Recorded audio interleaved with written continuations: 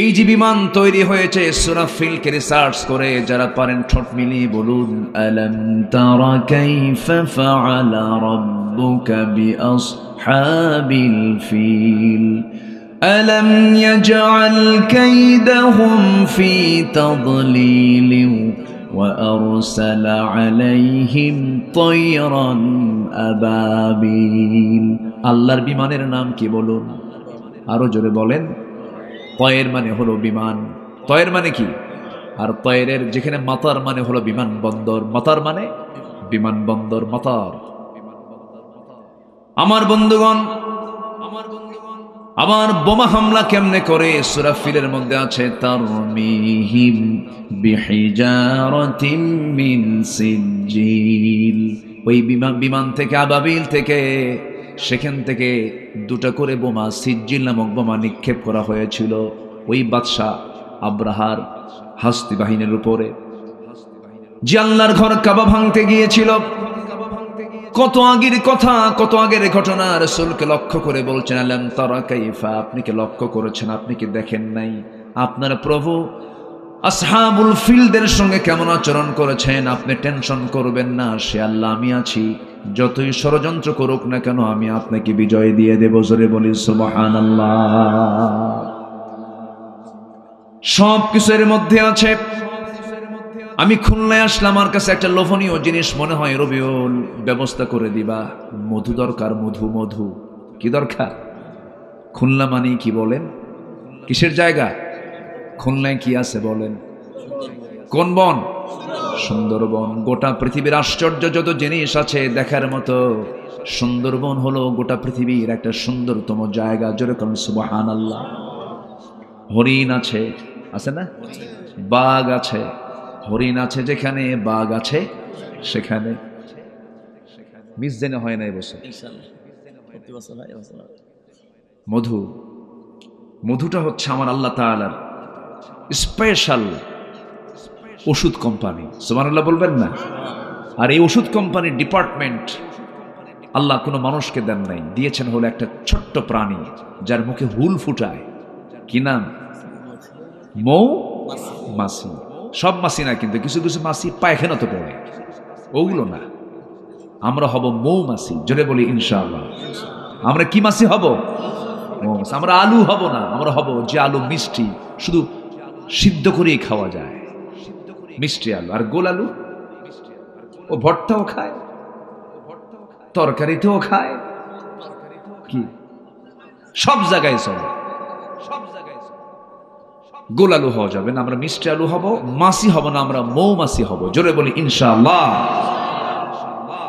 মৌমাছিকে আল্লাহ পাক এই ওষুধ কোম্পানির দায়িত্ব দিলেন। ওষুধ ফ্যাক্টরি, কোম্পানি তো না, আল্লাহর তো কোম্পানি না, এটা আনলিমিটেড। দেখেন আমার আল্লাহ আমাকে কত ভালোবাসেন। দেখেন রোগ দিয়েছেন কে? তিনি কি ওষুধ দিতে পারেন না? ওষুধও দিয়েছেন তিনি, ওষুধও তিনি। এমন কোন রোগ নাই যে রোগের ওষুধ নাই। আল্লাহু আকবার বলেন। যদি মানুষ এই ওষুধগুলোকে নষ্ট না করতো, কোন ওষুধ লাগতো না তো। আমার বন্ধুগণ, প্রসঙ্গ যখন চলে এলো একটু মনোযোগ সহকারে সবাই শুনুন। মৌমাছি আল্লাহ রাব্বুল আলামিন এর মধ্যে 114 সূরা দিয়েছেন, 114 সূরা দিয়েছেন। 114 সূরার মধ্যে অন্যতম একটা সূরা হলো সূরাতুন নাহাল, মৌমাছি। তাহলে একটা প্রাণীর নামে সূরা মানে কি? অবশ্যই এই প্রাণীর কিছু রহস্য আছে। আচ্ছা, আমার আলোচনায় কি কষ্ট হচ্ছে নাকি আপনাদের? অনেকে আবার গরম কিছু শুনতে আসে, হুজুর একটু হাসিনাকে গালি দেন। সে তো চলেই গেছে, ওরে নিয়ে এত কথা বলার দরকার আছে নাকি?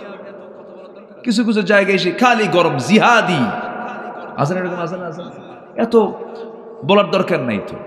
আমরা এতটুকু শুধু বলি, যারা এগুলো করেছেন অপকর্মগুলো, আলেমদেরকে যারা মেরেছেন, জেল খাটিয়েছেন, তওবা করে ফিরে আসেন, আমরা মাফ করে দেব। কিন্তু ষড়যন্ত্র করবেন, হুল ফুটায় দেব কিন্তু। এখন সুযোগ আমাদের। ওরা এতদিন তালিকা করেছে, এখন আমাদের তালিকা করার সময় এসেছে। আমরা আপনাদের চরিত্র নিয়ে চলি না, আমাদের দিল এত ছোট না। আমার নবীজি মক্কা বিজয়ের দিন তিনি বললেন, সবাইকে মাফ করলাম, 17 জন মাফ হবে না। এর মধ্যে একজন হলো ইকরামা ইবনে আবু জেহেল, আবু জেহেলের ছেলে ইকরামা, সে সব যুদ্ধে নবীর বিরুদ্ধে অংশগ্রহণ করেছে। রাসূল ওকে মাফ করবো না, ওকে শেষ করবা তোমরা। রাসূল বলে দিলেন, আমার দেশেও কিছু ক্ষমার অযোগ্য কিছু আসামি আছে, ওদের কোনো ক্ষমা নাই, হবে না। পালাইছো কেন? ঠিক কিনা? কি ঠিক কিনা? হুজুর সব তাল ঠিক আছে, এত ভুল হওয়ার দরকার, মানে এত চিন্তার দরকার নাই, সময় মতো সব ঝাড়বো ইনশাআল্লাহ। জোরে বলি ইনশাআল্লাহ। বসেন। ওরা আমাদেরকে মেরে ফেললো আর আমরা কিছু কথা বলতে পারবো না? কি কথা বলার দরকার আছে না নাই? সম্মানিত ভাইয়েরা, মৌমাছি এটা এমন একটা প্রাণী, আল্লাহু আকবার, আল্লাহু আকবার। এই প্রাণীকে রিসার্চ করে মোবাইল তৈরি হয়েছে, আলহামদুলিল্লাহ বলবেন না? মানে কোরআন তো একটা গবেষণার কিতাব, তো এটা জাস্ট অনুমান আন্দাজ করে কথা বলা নয়, কোরআন হচ্ছে রিসার্চের কিতাব। এটা মৌমাছি যে কত বড় একটা ডিপার্টমেন্ট, আল্লাহ তাআলা নিজে বলতেছেন যে মধু এমন একটা আমি তোমার জন্য পানীয় করে দিয়েছি যেটা জান্নাতেও পাবা। সুবহানাল্লাহ বলবেন না? এবং দুনিয়াতে দিচ্ছি, এটা পৃথিবীর কোনো মানুষকে এটা দিয়ে আমি বানাচ্ছি না, আমি বানাচ্ছি মৌমাছিকে দিয়ে। আল্লাহু আকবার বলেন। এটা খাও, ক্যান্সার ভালো হয়ে যাবে। এটা খাও, তোমার হাই প্রেশার বন্ধ হয়ে যাবে। এটা পান করো, মৃত্যু রোগ ছাড়া সব রোগের ঔষধ আমি এর মধ্যে ঢুকায় দিয়েছি। কার কথা বলেন? কার কথা? এটা শোনেন, মনোযোগ দিয়ে কথাগুলো শুনবেন, কাজে লাগবে। দেখেন আমার বন্ধুগণ, এই মৌমাছিকে নিয়ে, মৌচাক নিয়ে শতকের পর শতক হাজারো গবেষণা করেছে মানুষ। সর্বশেষ 1973 সালে অস্ট্রিয়ান একজন বিজ্ঞানী কার্ল ভন ফ্রিচ মৌমাছির জীবন চক্র নিয়ে গবেষণা করে তিনি নোবেল পুরস্কার পর্যন্ত পেয়েছেন।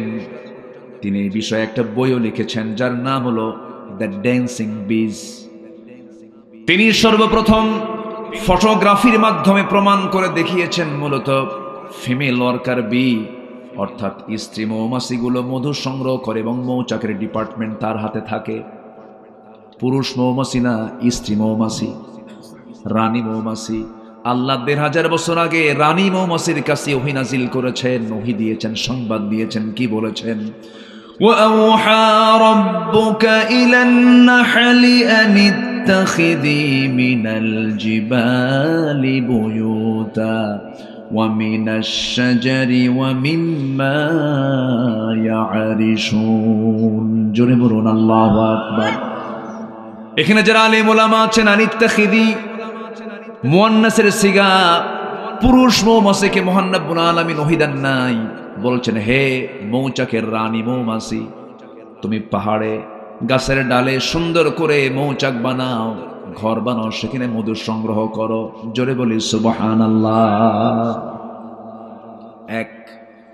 দুই হলো ওই বিজ্ঞানী প্রমাণ করেছেন যখন কোনো কর্মী মৌমাছি নতুন ফুলের বাগান বা উদ্যান খোঁজে, সেই সময় স্বর্ণ মৌমাছির সঠিক পথের দিক নির্দেশনা দিয়ে দেয়।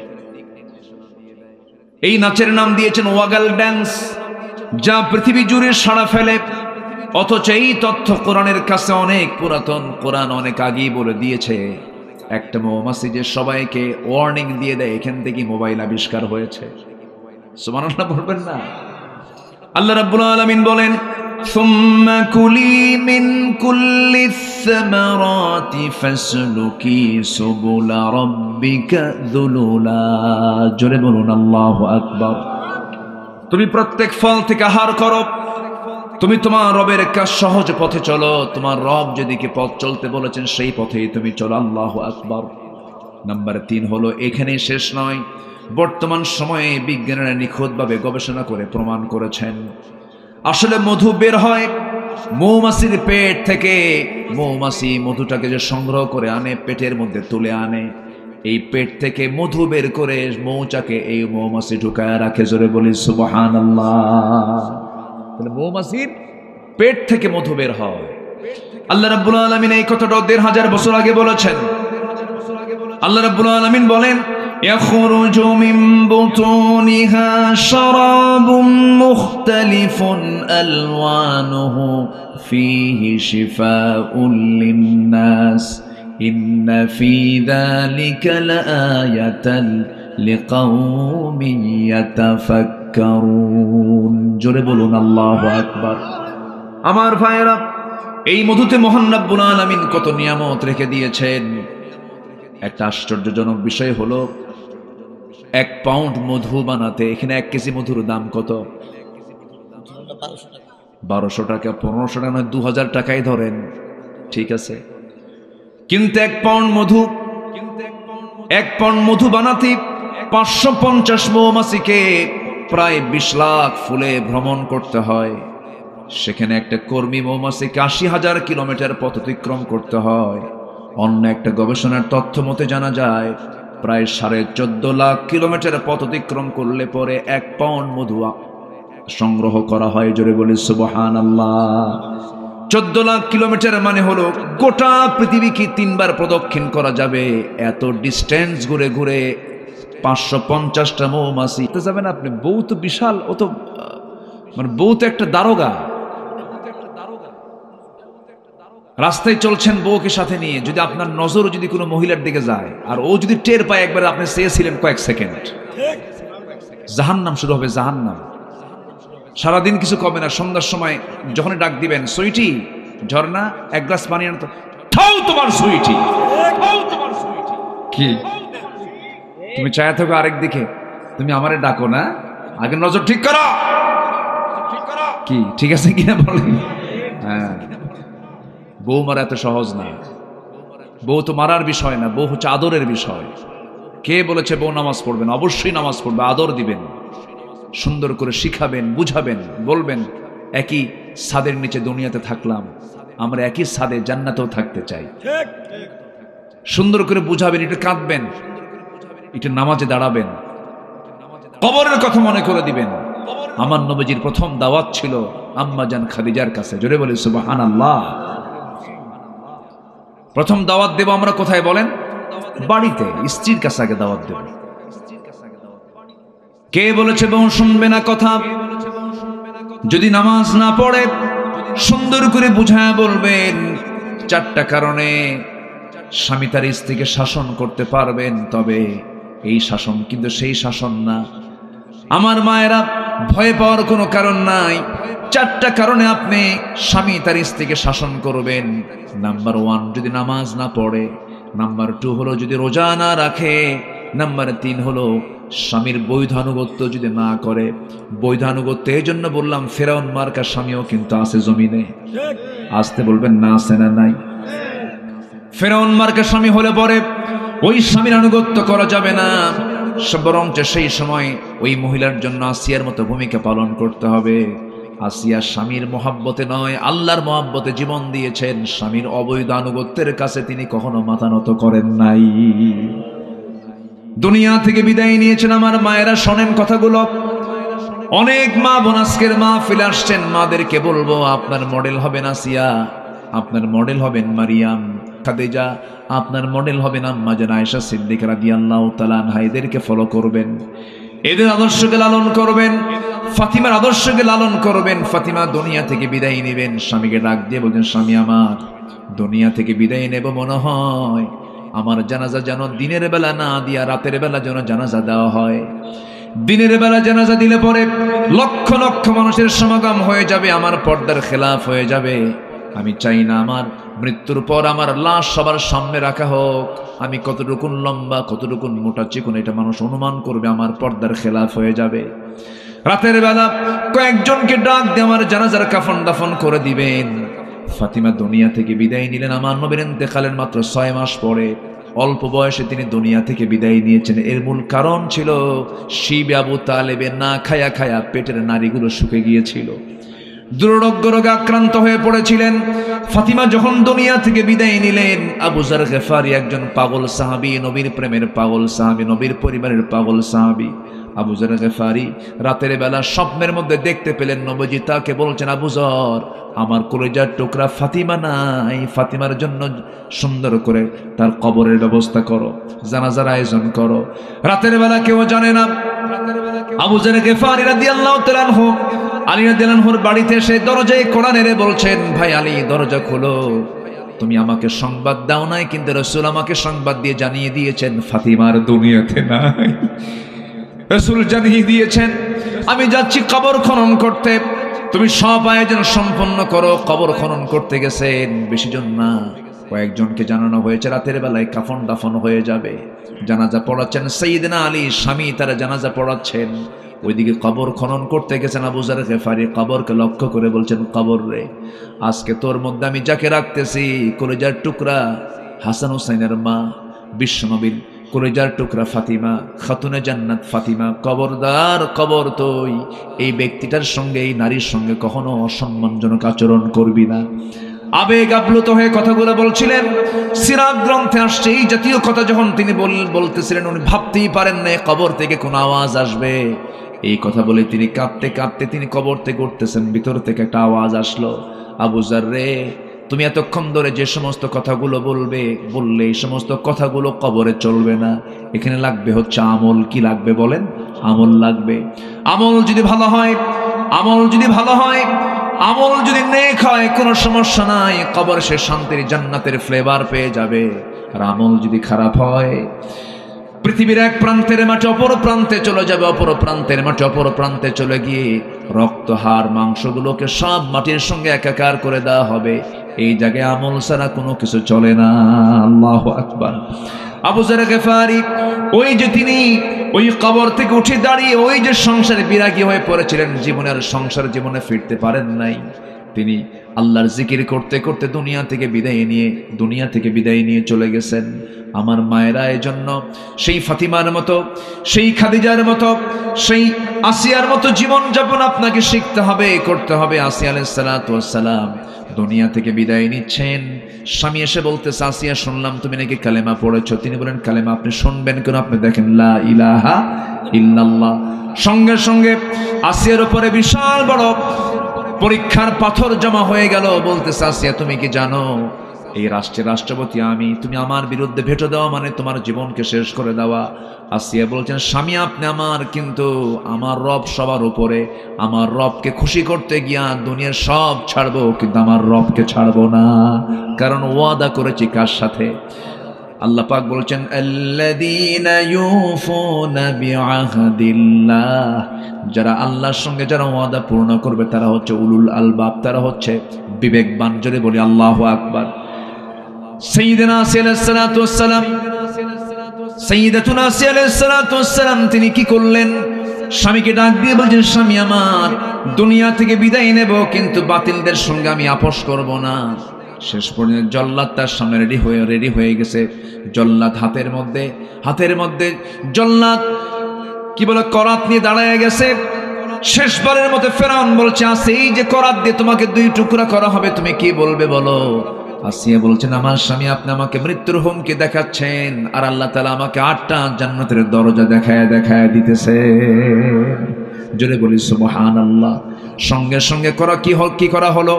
করাত দিয়ে জল্লাদকে সামনে বসায় দেওয়া হলো। এবার করাত তার কপালে ঠেকিয়ে দেওয়া হলো। আসিয়া আলাইহিস সালাতু ওয়াস সালাম কোনো কিছু কি পরোয়া করলেন না, কারণ কার সঙ্গে ওয়াদা করেছেন, কার সঙ্গে ওয়াদা হয়ে গেছে।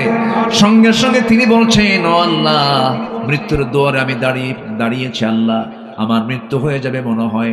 সেই সময় তিনি একটা হৃদয় উজাড় করানোর দোয়া করেছিলেন। সেই দোয়াটা আল্লাহ রাব্বুল আলামিন খুব সুন্দর করে কবুল করে, তিনি হচ্ছেন তাওরাত কিতাবের অনুসারী, তার নবী ছিলেন মূসা আলাইহিস সালাতু ওয়াস সালাম, অথচ সে আসিয়ার দোয়াটা আল্লাহ রাব্বুল আলামিন চয়েস করে শ্রেষ্ঠ কিতাব কোরআনে কারীমের মধ্যে সূরা তাহরিমে কোট করে দিয়েছেন। জোরে বলি সুবহানাল্লাহ। তিনি সেই সময় দোয়া করেছিলেন, মৃত্যুর পূর্বে আবেগ জড়িত কণ্ঠে, আবেগ মাখা কণ্ঠে তিনি একটা দোয়া করেছেন। সেই দোয়াটা হলো, রব্বি বিনিলি ইনদাকা বাইতান ফিল জান্নাতি ওয়া নাজ্জিনি মিন ফিরআউনা ওয়া আমালিহি। আল্লাহ তুমি আমার জন্য বানায় দিবা বুয়ুতুন অনেক ঘর, বাইতুন এক ঘর, তুমি আমাকে একটা ঘর শুধু বানায় দিবা, জান্নাতে বেশি ঘর চাই না। সে একটা ঘর অবশ্যই হচিত ইনদাকা, তোমার কাছে, অর্থাৎ তোমার ঘরের দেওয়ালের সাথেই সেই ঘরটা তুমি আল্লাহ আমারে বানাইয়া দিবা। তাহলে বলেন তাদের ওয়াদা কি তারা ভঙ্গ করেছেন নাকি? আর আমরা সামান্য এক প্যাকেট বিড়ির প্যাকেট পেলে পরেই আমাদের ইমান বেঁচে খাই, ঠিক কিনা? অথচ জান্নাত তিনি পাওয়ার জন্য দুনিয়াকে তিনি তুচ্ছ করে, স্বামীকে মাইনাস করে, সংসারের জীবনকে মাইনাস করে তিনি আল্লাহর সান্নিধ্যে চলে গেলেন। বাতিল শক্তির কাছে মাথা নত করলেন না। এটাই হচ্ছে আল্লাহর সঙ্গে ওয়াদা পূর্ণ করা। নাম্বার 2 হলো সাধারণ যে অঙ্গীকারগুলো আছে, সে অঙ্গীকার যারা নষ্ট করবে তারা আল্লাহর বিবেকহীন বান্দা হয়ে যাবে। বিবেকবান বান্দা কখনো ওয়াদা ভঙ্গ করতে পারে না। আমার ভাইয়েরা, আল্লাহ রাব্বুল আলামিন সুন্দর করে বলছেন, আল্লাযীনা ইউফুনা বিআহদিল্লাহি ওয়া লা ইয়ানকুদুনাল মিসাক। নাম্বার 3 হলো ওয়াল্লাযীনা ইয়াসিলুনা মা আমারাল্লাহু বিহি আইয়ুসালা ওয়া ইয়াখশাউনা রাব্বাহুম ওয়া ইয়াখাফুনা সুআল হিসাব। নাম্বার 3 হলো যারা আল্লাহর সঙ্গে সম্পর্ক যারা বজায় রাখে, আল্লাহর সঙ্গে সম্পর্ক কন্টিনিউ করার জন্য কয় ওয়াক্ত নামাজ বলেন? আসতে বলুন না, কয় ওয়াক্ত নামাজ? খাবার খেতে হয় আমাদের দেশে কয় বেলা? খাবার না খেলে শরীর সুস্থ না অসুস্থ হয়? অসুস্থ হয়ে যায়। পানি পরিমিত না পান করলে কিডনি ভয় পেয়ে যায়।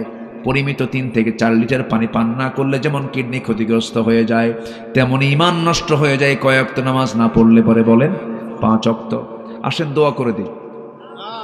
হ্যাঁ, এই যে 2-1 করে উঠতেইছে, বুঝলাম না কিছু। বসেন না, একটু বসেন। জি, বয়স হয়ে গেছে তো কিছু বলতে পারছি না। আর একটু সময়, আর একটু আমাকে কিছু সময় দেন। আপনি শুধু একা শুনছেন না তো, এই আলোচনাগুলো, এই যে ক্যামেরা রেকর্ড হচ্ছে, ইউটিউব গুলো যাবে, আগামীকালকে কোটি কোটি মানুষ এই আলোচনাগুলো দেখবে। তা আপনি যদি চলে যান, আমি তো আলোচনা আগ্রহ হারায় ফেলবো, তাহলে এই মাহরুম হয়ে যাবে সবাই। যদি আপনি শুনছেন হাজার হাজার, আর এই আলোচনা চলে যাবে কোটি কোটি মানুষের কাছে, বলি আলহামদুলিল্লাহ। তাহলে এখানে আপনার উপস্থিত থাকার দরকার আছে না নাই? আচ্ছা, একটু বসেন। তা আল্লাহর সঙ্গে সম্পর্ক বজায় রাখার জন্য কন্টিনিউ কয় ওয়াক্ত নামাজ বলেন তো? বলেন কয় ওয়াক্ত নামাজ? 5 ওয়াক্ত নামাজ। নামাজ তো পড়বই আমরা। নাম্বার 4 হলো আল্লাহকে ভয় করব। আল্লাহকে যদি ভয়ের মতো ভয় করতে পারি, আমার দ্বারা কোনোদিন সগীরা গুনাহ হতে পারে না। আমার দ্বারা কবিরা তো দূরেই থাকলো, সগীরা গুনাহটাও পর্যন্ত কখনো হতে পারে না। এই জন্য সবচাইতে ভয় করব আমরা কাকে? বলুন কাকে? কাকে? আল্লাহকে ভয় করব, বিচার দিবসকে ভয় করব। আমার বন্ধুগণ, আল্লাহ রাব্বুল আলামিন বলছে, বান্দা তুই আমার সঙ্গে সম্পর্ক রাখ। আমার নবীজি নামাজে মাঝে মাঝে দাঁড়াতেন, শিশুর মতো কাঁদতেন। কিসের মতো বলেন? শিশুর মতো কাঁদতেন। আমরা যখন আল্লাহর কাছে কাঁদবো, লজ্জা নিয়ে কাঁদবো না বেহায়া হয়ে কাঁদবো? বলেন বলেন বলেন। বেহায়ের মতো কাঁদতে হবে, আল্লাহর কাছে বেহায়ের মতো চাইতে হবে। একবার চাইবেন আর চাবেন না। না, দুনিয়ার মানুষের কাছে আপনি বারবার চাবেন, মানুষ আপনাকে বেহায়া বলবে, শরমহীন বলবে, শরম নাই, লজ্জা নাই। কিন্তু আমার আল্লাহ বলেন, বান্দারা আমার কাছে যত বেশি চাস, আমি আল্লাহ তত বেশি খুশি হয়ে যাই। আমার কাছে চারে উদউনি আস্তাজিব লাকুম, আমাকে ডাক, আমি তোমার ডাকে সাড়া দেব। আমি তোমার ডাকে অবশ্যই সাড়া দেব। কেন সাড়া দেব না? অবশ্যই তোমার ডাকে আমি সাড়া দেব। বান্দা তুই আমার দিকে 1 হাত আগাবি, আমি তোর দিকে 10 হাত আগাবো। তুই আমার দিকে হেঁটে হেঁটে আসবি রে বান্দা, আমি তোর দিকে দৌড়া দৌড়া যাব। আল্লাহ আমাকে দারুণ ভালোবাসেন। আমার ভাইয়েরা, প্রত্যেক রাতে আকাশে, এই দুনিয়ার আকাশে প্রত্যেক রাতে আল্লাহ রাব্বুল আলামিন চলে আসেন, শেষ রাতের দিকে আসেন। এবং শেষ রাতে শয়তানও কম না, প্রত্যেক বান্দার শিওরে বসে। শিওরে বসে শয়তান করে কি? 3টা গিট মেরে দেয়। 3টা গিট মেরে দিয়ে সে চুপ মেরে থাকে। 3টা গিট মেরে দেয়। রাসূল বলেন, সেই 3টা গিট যদি তোমরা ছুটাতে চাও, তোমরা 3টা আমল করো, শয়তানের 3 গিট ছুটে যাবে। নাম্বার 1 হলো, প্রথম গিট যদি ছুটাতে চাও, ওই সময় শয়তান 3টা গিট মেরে আবার ওয়াজ করে, আলাইকা লাইলুন তাবিল, আলাইকা লাইলুন তাবিল, তোমার জন্য রাতটা বড় লম্বা, তোমার জন্য রাতটা বড় লম্বা, ঘুমাও ঘুমাও। ওই সময় যদি বান্দা সেই শয়তানের ওয়াজটাকে যদি গ্রহণ না করে, যদি ঘুম থেকে যদি তার পিঠ থেকে সরায় নিয়ে যদি বসে পড়ে, ঘুম থেকে উঠে যে বসে পড়লো, শয়তানের একটা গিট ছুটে গেল। সুবহানাল্লাহ বলেন। রাসূল শিখায়া দিচ্ছেন। কে শিখায়া দিচ্ছেন? রাসূল শিখায়া দিচ্ছেন। আবার যখন সে বিছনা থেকে উঠে যখন ওযু করার জন্য যখন ওযু প্রস্তুতি নিয়ে নিল, ওযু শেষ হওয়ার সঙ্গে সঙ্গে আরেকটা গিট ছুটে গেল। যখন বান্দা ওযু সম্পূর্ণ করে যখন মসজিদের দিকে রওনা করে দিল, প্রত্যেকটা কদমে কদমে নেকি লেখা শুরু হয়ে গেল। বান্দা যখন নামাজ শুরু করে দেয়, শয়তানের 3 নম্বর গিটও ছুটে চলে যায়। 24 ঘন্টা শয়তান ওই বান্দার কাছে এসে ওয়াসওয়াসা দেওয়ার সাহস পায় না। জোরে বলে সুবহানাল্লাহ। সবাইকে 3 গিট ছুটাবেন কি? কোন দিন থেকে বলেন? কোন দিন থেকে? আজকের থেকে। জোরে বলি ইনশাআল্লাহ। আমার বন্ধুগণ, এই শেষ রাত্রি আবার আমার আল্লাহ নিজে আসেন, নিজেই তিনি ডাকেন। কাকে ডাকেন? কাকে ডাকেন বলেন? আমাকে আমাকে আমাকে ডাকেন। চিন্তা করা যায়? কে ডাকেন? কে ডাকেন? আল্লাহ ডাকেন। এটা কি ভাগ্যবানের বিষয় না? বলেন তো, ভাগ্যের বিষয়। আমাকে ডাকেন, আমি আব্দুল্লাহ আল আমিন আমাকে ডাকেন, এই ভাইকে ডাকেন, আপনাকে ডাকেন, গোটা দুনিয়াবাসীকে ডাক দিয়ে বলছেন আলা মিন মুস্তাগফিরিন ফাগফির লাহ ফিস সামাঈদ দুনিয়া। দুনিয়ার আকাশে আসেন। আমার আল্লাহ তাআলা যে দুনিয়ার আকাশে আসেন, তিনি তো দুনিয়ার আকাশে থাকেন না। তার অবস্থানটা হলো, মূল জায়গাটা হলো আরশে আজিম। যার আরশে আজিমটা 1 আকাশ নয়, 7 আকাশের উপরে। জোরে বলি সুবহানাল্লাহ। আল্লাহ বলছেন, বান্দা আমি 7 আকাশ থেকে প্রথম আকাশে আসি, 6 আকাশ পেরিয়ে প্রথম আকাশে এসে আমি তোকে বলি তুই আমার কাছে মাফ চা, আমি তোকে মাফ করে দেব। এটা কম কথা? বিশাল ব্যাপার। আমার ভাইয়েরা, আমার আল্লাহ কত দূরে আছেন দেখেন। সাব্বিহিসমা রাব্বিকাল আ'লা, সবার উপরে তিনি আছেন। আমরা যেখানে বসে আছি, এই বসে থাকা জায়গা থেকে, এটা হলো মহেশপুর জেলা, কি বলে, ঝিনাইদহ জেলার মহেশপুর থানার কি পোড়াদা গ্রাম। এই জায়গা থেকে ঠিক আমরা যদি দিনের বেলা যদি দেখি, সূর্য আকাশে দেখা যায়, রাতের বেলা চাঁদ দেখা যায়, আর মিটি মিটি করে জ্বলা কিছু তারকা দেখা যায়। আমার বন্ধুগণ, এই পৃথিবী একটা ছোট্ট জায়গা সূর্যের তুলনায়। এই পৃথিবীর চাইতে সূর্য হলো 13 লক্ষ গুণ বড়। আবার ওই সূর্যের চাইতে ওই যে মিটি মিটি করে জোনাকের মতো করে জ্বলা যে তারকাগুলো আমরা দেখতে পাই, অসংখ্য তারকা, সেই তারকাগুলো সূর্যের চাইতে বেটেল জুইস একটা তারকা আছে 33 কোটি গুণ বড়। জোরে বলে সুবহানাল্লাহ। আবার বেটেল জুইসের মতো একটা দুইটা তারকা নয়, সুপারনোভা, আড্রা, বেটেল জুইস, এরকম করে প্রক্সিমা সেন্ট্রাই সহ যত তারকাগুলো আছে একটা দুইটা নয়। প্রত্যেকটা গ্যালাক্সির ভিতরে কোটি কোটি বিলিয়ন বিলিয়ন তারকা আল্লাহ রাব্বুল আলামিন রেখে দিয়েছেন। কোটি কোটি গ্যালাক্সির ভিতরে মহাশূন্যের মধ্যে আল্লাহ পাক সেটা ঝুলায় রেখেছেন। জোরে বলে সুবহানাল্লাহ। এমনও কিছু তারকা আছে যে তারকারা আজ পর্যন্ত দুনিয়াতে আসেই নাই, এত দূরে সেই তারকা।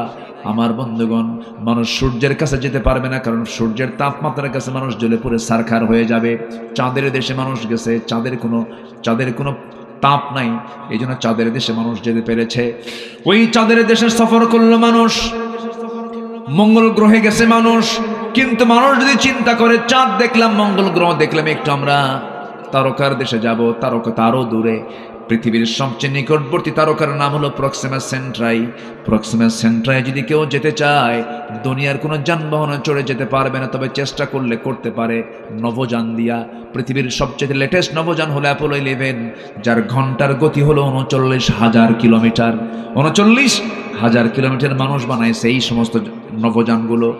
ওই নভোযানে যদি চড়ে যদি রওনা দিয়ে দেয়, ওই প্রক্সিমা সেন্ট্রাই নামক পৃথিবীর সবচেয়ে নিকটবর্তী তারকার দেশে তারা যেতে সময় লাগবে ঘন্টা 39,000 কিলোমিটার বেগে। সময় লেগে যাবে 1,15,000 বছর মাত্র। যাবেন কারা কারা? হাত তোলেন। কি কথা কি বুঝতেছেন আপনারা? আমি আজকে মনে হয় একটু আপনাদের কষ্ট দিচ্ছি বেশি না? আমি খুব ডিপ আলোচনায় আজকে চলে গেছি। আমি আজকে সায়েন্স নিয়ে, বিজ্ঞান নিয়ে কথা বলতেছি। কি আপনারা কি কষ্ট পাচ্ছেন নাকি আপনারা? তাহলে বলেন তো, আমি বাঁচবো কয়দিন? 60 থেকে 70-80 বছর। আর 39,000 কিলোমিটার বেগে ওই তারকার দেশ, পৃথিবীর সবচেয়ে নিকটবর্তী তারকার দেশে যেতে সময় লাগতেছে হলো 1,14,000 বছর। আল্লাহু আকবার বলেন।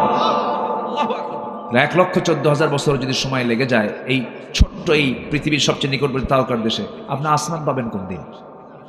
আল্লাহ বলতেছে, বান্দা আমি দুনিয়ার আকাশে এসে আমি তোকে মাফ করার জন্য দাঁড়ায় থাকি। আল্লাহু আকবার বলেন। এবং আল্লাহ আবার নিজে বলছেন, আল্লাহ বলছেন, বান্দা তুই যদি তোর দিলটা যদি 5 ওয়াক্ত নামাজের জন্য যদি মসজিদে ঝুলায় রাখিস, আমি তোকে আমার আরশে আজিমের ছায়ায় তোকে জায়গা দিয়ে দেব। কোন যানবাহনে যাবেন? দুনিয়ার কোন যানবাহনে যাওয়া সম্ভব? আমাকে সুন্দর করে ফ্লাইটে চড়ে আরশে আজিমের জায়গা করে দিবেন, তিনি আমার কে? আরো জোরে বলেন, তিনি আমার কে? নামাজকে ছাড়বো না ধরবো? নামাজকে ছাড়বো না ধরবো? আপনার গ্রামকে আপনি মানসিকতায় নিয়ে আসেন। আপনার গ্রামে কারা নামাজ পড়ে না তাদেরকে তালিকা করবেন। কারা পর্দায় থাকে না, কোন ঘর থেকে? যুবকরা তোমরা মাথায় নাও, তোমাদের হাতে আগামীর বাংলাদেশ, ঠিক কিনা? তোমরা মাত্র 35 মিনিট সময় দিয়ে ভাঙ্গা হেলিকপ্টারে দিল্লি পাঠায় দিছো, ঠিক কিনা? আগামীর বাংলাদেশ তোমরাই গড়বে। তোমরা সিদ্ধান্ত নাও, তোমার গ্রামের কোন মহিলা বোরকা ছাড়া বের হয়? ওই গ্রামের ওই বাড়ির মুরব্বীকে বলো, এই গ্রামে বসবাস করতে হলে বোরকা ছাড়া বের হওয়া যাবে না। তা'মুরুনা বিল মা'রুফ ওয়া তানহাউনা আনিল মুনকার। এরপরে তোমার গ্রামের মাতব্বর যদি নামাজ না পড়ে, বলবা আপনি নামাজ ধরেন, মাতব্বরি টিকে রাখেন। একবার দুবার তিনবার বলার পরও যদি সে নামাজ না পড়ে বিড়ি খায়, এরকম যদি মাতব্বর হয়, চরিত্রহীন হয়, একদম ধমক দিয়ে বলবে আপনার মাতব্বরি ছুটায় দিলাম, বেনামাজির কোনো মাতব্বরি চলবে না আমাদের গ্রামে, ঠিক কিনা? এরকম করে সতর্ক হও। 64,000 গ্রামকে তোমরা ঠিক করে ফেলো। আগামীর বাংলাদেশ কোরআনের বাংলাদেশ হয়ে যাবে ইনশাআল্লাহ। আল্লাহ কবুল করেন, জোরে বলি আমিন। কষ্ট পাচ্ছেন মনে হয়? বিবেকবান কারা? 9টা বৈশিষ্ট্য আছে যার ভিতরে। কয়টা বৈশিষ্ট্য বলেন? আমি কেবল 4টা বলেছি, আরো 5টা আছে। নুরু, ওয়াজ কি শেষ না শুরু?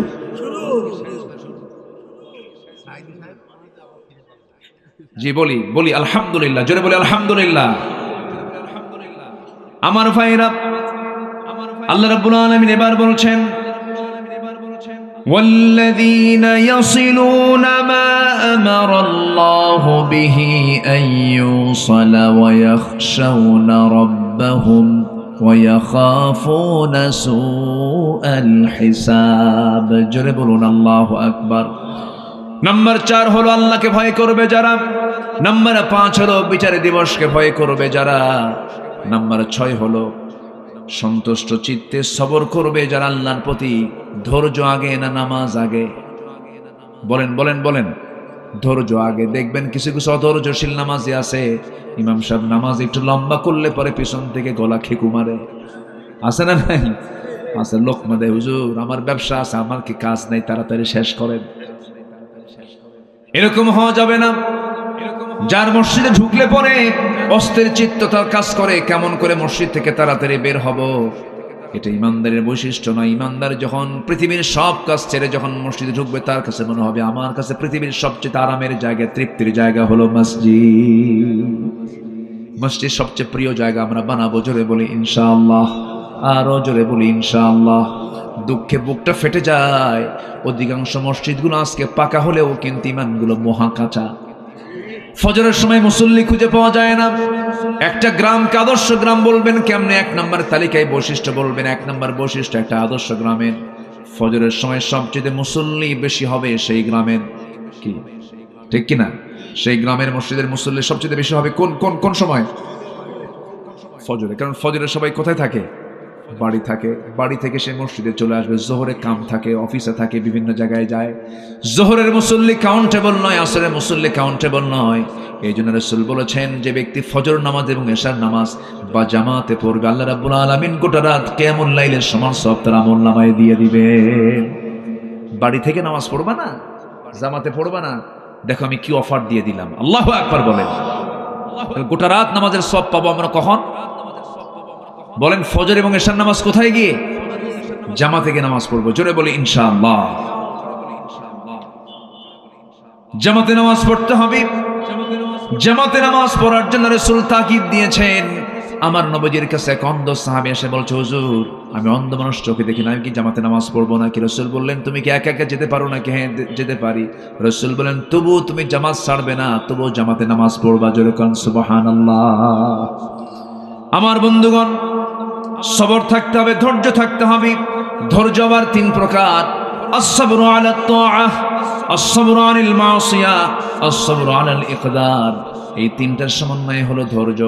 ধৈর্য আছে যার, ইমানটা টিকবে তার। কিছু কিছু লোক আছে এত ধৈর্যহীন, বউয়ের সঙ্গে গন্ডগোল হলে পরে তালাকের কথা মুখে আনে, আসে না নাই বলেন?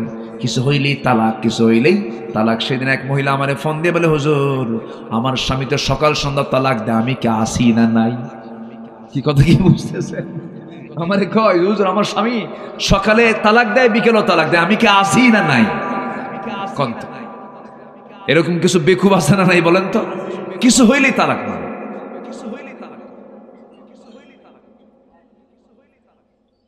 অসংখ্য পরিবার আছে আমার দেশে, স্বামী স্ত্রীর পরিচয় দিয়ে তারা সংসার চালাচ্ছে, কিন্তু নিয়মিত তাদের জেনা হচ্ছে, কারণ বহু আগেই তালাক হয়ে গেছে। আছে না? আসতে বলবেন না, আছে না নাই? এটা কি ধৈর্য না অধৈর্য বলেন? অধৈর্য। অধৈর্য থাকবে যার, তার মধ্যে ইমান টিকবে না, ইমান টলমল হবে, ইমানটা হেরে যাবে, ভেঙে যাবে। এই জন্য ধৈর্যের পরিচয় আমরা দেব। ইমানদার হবে ধৈর্যের পিরামিড। ইমানদার কি হবে? ধৈর্যের পিরামিড হবে। ইমানদারের কথা হবে ধৈর্যশীলের কথা। ইমানদারের চলাফেরা হবে, ইমানদারের সমস্ত কিছু হবে সম্পূর্ণ ব্যতিক্রম। ইমানদার ব্যক্তি হবে পৃথিবীর মধ্যে সবচেয়ে শ্রেষ্ঠ ভালো বান্দা। তাদের আচরণ হবে শ্রেষ্ঠ, তাদের কথা হবে শ্রেষ্ঠ, তাদের সব হবে ব্যক্তিত্ব সম্পূর্ণ তারা হবে। ব্যক্তিত্বহীন কখনো ইমানদার হতে পারে না, ঠিক কিনা আমার ভাইয়েরা? নাম্বার 7 হলো আল্লাহ রাব্বুল আলামিন বলেন, ওয়াল্লাযীনা সাবারু ইবতিগাআ ওয়াজহি রাব্বিহিম وأقاموا الصلاة وأنفقوا مما رزقناهم سرا وعلانية ويدرؤون بالحسنة السيئة أولئك لهم عقبى الدار جربون الله أكبر نمبر 7 হলো যারা নামাজ কায়েম করবে। নামাজ কায়েমের সংগ্রাম কিন্তু সহজ কাজ নয়। নামাজ আদায় করা সহজ। আপনাকে আমেরিকার প্রেসিডেন্টও আপনাকে মানা করবে না নামাজ পড়তে। ইংল্যান্ডও আপনাকে নামাজ পড়তে মানা করবে না। নরেন্দ্র মোদী আপনাকে নামাজ পড়তে বাধা দেবে না। কিন্তু আপনি যখন বলবেন এই ভূখণ্ডে আমি নামাজ কায়েম করতে চাই, নামাজ কায়েমের সংগ্রাম করতে চাই, তখন আপনাকে জঙ্গির মামলা দিয়ে আপনাকে জেলখানায় ঢুকাবে, ঠিক কিনা? 16 বছর তারা করেছে এমন কিছু। এই 16 বছর তারা দেশ শাসন করেছে। শাসন না শোষণ। আসতে কবে না, শাসন না শোষণ, শান্তি না জুলুম, শান্তি না জুলুম। জুলুম করেছে, খাইছে বেশি, এত শোষণ করছে মশার মতো। কিছু কিছু মশা আছে দেখবেন বেহুশ হয় খাইতে নিয়ে। মশা আছে না, কিছু মশা আছে না, ওর কি হায়াত কমে না বাড়ে? বলেন বলেন, কমে যায়। যে বেশি খায় তার হায়াত কি কমে যায়। আর কিছু মশা আছে খুব স্ট্যান্ডার্ড, আপনি টের পাওয়ার কোনো কায়দাই নেই, এত সুন্দর করে খায়া চলে যায়, আপনি টেরই পান নাই। আপনি আছে না, এরকম আছে না? আছে। ওর অপারেটিং সিস্টেমটা খুব সুন্দর। মশা আপনার চামড়ায় যখন পড়ে তখন কিন্তু ডাইরেক্ট অ্যাকশনে যায় না। আগে মশাটা পড়ার পর আগে চামড়ার চতুর্পাশে যেখানে হুল ফোটাবে তার চতুর্পাশে অ্যানেস্থেসিয়া করে। অ্যানেস্থেসিয়া হচ্ছে মেডিকেলের ভাষায় হলো অবশ। কি করে? অবশ করে। অ্যানেস্থেসিয়া করে চতুর্দিকে অবশ বানায়। এরপর আস্তে আস্তে করে সে তার হুলটা ফুটায় দেয়, যেন রক্ত শোষণে যেন সলিমুদ্দিন না টের পায়। টের পাইলেই তো থাপ্পুর খাইলে শেষ হয়ে যাবে। কথা বোঝেন নাই? করে কি আস্তে করে হুলটা ফুটায় দেয়। আগে অবশ করে, হুল ফুটায় দিয়ে পরিমিত যদি খায় ভালো। আবার কিছু কিছু মশা আছে স্যাঁচরা, এমন খাওয়া খায় ওর গায়ের ওজনের ডাবল ওজন হয়ে যায়, আর উঠতেই পারে না। মানে ওই যে পাখা যে আছে, পাখার ধারণ ক্ষমতার বাইরে ওজন হয়ে গেছে, তখন আর পারে না, তখন ওখানে শীত হয়ে পড়ে। তো এই যে 16 বছর যারা ছিল, এরা বেশি খাওয়া রক্ত মশার মতো, ঠিক কিনা বলেন? খাইছে কম না খাইছে বেশি? খাইছে বেশি, মরছেও তাড়াতাড়ি। শেষ, একদম শেষ। কম করা করছে ওরা, আকাম কুকাম তো কম করে নাই। আল্লামা সাইদির মতো মানুষকেও তারা ছাড়ে নাই। জেলখানায় ছিলেন, আমরা তাও সান্ত্বনা নিয়েছিলাম যে উনি একদিন বের হবেন, এই বাগানে এসে কথা বলবেন। একটা আশা ছিল, একটা আশার সঞ্চার করেছিলাম আমরা। সব ফিরে আসলো, কিন্তু উনি আর ফিরলেন না। জেলখানা থেকে চিকিৎসার নাম করে একটা নাটক তৈরি করে দিল্লির প্রেসক্রিপশনে হসপিটালে ভর্তি করায়া তাকে পরিকল্পিতভাবে বিষ প্রয়োগ করে তাকে হত্যা করা হয়েছে। এই হত্যা তার বদলা আমাদের নিতে হবে। সে বদলা হলো এই জমিন আল্লাহর দিন কায়েম করা, ঠিক কিনা? তার হাজার বছরের লালিত স্বপ্ন এটাই ছিল, তার সারা জীবনের লালিত স্বপ্ন এটাই ছিল। সম্মানিত ভাইয়েরা, এবং সাথে সাথে এটাও জানিয়ে দিতে চাই, তার হত্যার সঙ্গে যে টিম জড়িত আছে তাদের অবিলম্বে গ্রেফতার করে চূড়ান্ত শাস্তি নিশ্চিত করা হোক। রাজি আছেন কারা কারা? হাত উঁচু করে দেখান।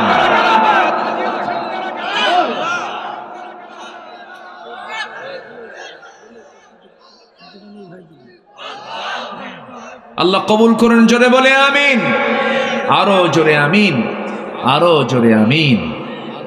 সম্মানিত ভাইয়েরা, নামাজ কায়েমের কাজ কুসুমাস্তীর্ণ নয়। রাসূল মার খেয়েছেন, আমাকে আপনাকে মায়ের খাওয়ার প্রস্তুতি নিতে হবে। নামাজ কায়েমের সংগ্রাম আমাকে আপনাকে এগিয়ে আসতে হবে। 16 বছর কত মানুষ বৈধ স্ত্রীর কাছে যেতে পারেন নাই, ঠিক কিনা বলেন? স্ত্রী হক আদায় করতে ওরা বাধা দিয়েছে, সন্তানের চেহারা দেখে নাই। এই বিডিআর গুলো 16 বছর জেল খেটেছে, সন্তান স্ত্রীর গর্ভে রেখে জেলখানায় ঢুকেছে। 16 বছর পর 16টি একটা মেয়েকে সে কাছে পেয়েছে। এই যে জুলুমগুলো করা হয়েছে, এই জুলুমের ফলাফল হচ্ছে তাদের এই প্রায়শ্চিত্ত। আসতে বলবেন না, জোরে বলুন ঠিক কিনা? এত দাপট মাহফিল আসলেই ডানে বামে সব বসে যেত কিরামুন কাতিবিন, কথা বলতে দিত না, মাইক টেনে ছিটত। প্যারেড ময়দান 18 বছর বন্ধ রেখেছিল, সিলেট আলিয়া মাদ্রাসা কয়েক যুগ বন্ধ রেখেছিল, আমান ট্রাস্ট বন্ধ রেখেছিল, হাজার হাজার মাহফিল 144 জারি করেছিল। যারা কোরআনকে অচল করতে চেয়েছিল আল্লাহ তাদেরকে অচল বানায় দিয়েছেন। ইতিহাস থেকে শিক্ষা নাও, আল্লাহ তুমি তাদেরকে শিক্ষা নিয়ে তওবা করে ফিরে আসুক, আমরা দোয়া করি। আল্লাহ কবুল করুন, জোরে বলে আমিন, আরো জোরে আমিন। সম্মানিত ভাইয়েরা, 9টা বিষয় শেষ করতে পারেনি, এদিকে ভাবতেছে আপনাদের কষ্ট হচ্ছে কিনা জানি না। আচ্ছা, নাম্বার 8 হলো দান করতে হবে গোপনে এবং প্রকাশ্যে। আল্লাহ বলছেন তুমি যদি দান করো, মা তুনফিকু বিয়ামিনি, বাম হাত জানে নাই ডান হাত কি দিয়েছে, এরকম গোপন দান তুমি যদি করতে পারো, আমি আল্লাহ আরশ আজিমের ছায়ায় তোমাকে মেহমান বানাবো। জোরে বলি সুবহানাল্লাহ। আমরা আল্লাহকে পেতে চাই না? আল্লাহকে চাই কিনা বলেন? আল্লাহ আমাকে চান, আমরা আল্লাহকেও চাই। আল্লাহ যেন এই দুই চাওয়া যেন আল্লাহ পাক এক করে দেন। জোরে বলি আমিন, আরো জোরে আমিন। নাম্বার 9 হলো ভালো কাজের দ্বারা মন্দ কাজকে প্রতিহত করা। কি? ভালো কাজের দ্বারা মন্দ কাজকে প্রতিহত করা। যদি আপনার জীবনে কোনো মন্দ কাজ হয়ে যায়, একটা ভালো কাজ করে বলবেন, আল্লাহ ওই মন্দ কাজটা করছিলাম, এই ভালো কাজ করে তুমি আমাকে উত্তম জাযা তুমি আল্লাহ দিয়ে দাও। আল্লাহু আকবার বলো। এইভাবে আমরা চলবো, পরিবারকে দ্বীনের উপরে চালাবো। বউ সন্তান ছেলে মেয়ে এগুলো সব যেন দ্বীন বোঝে, তারা যেন পর্দায় থাকতে পারে, এই তাওফিক আল্লাহ পাক তুমি সবাইকে দিয়ে দাও। জোরে বলি আল্লাহুম্মা আমিন।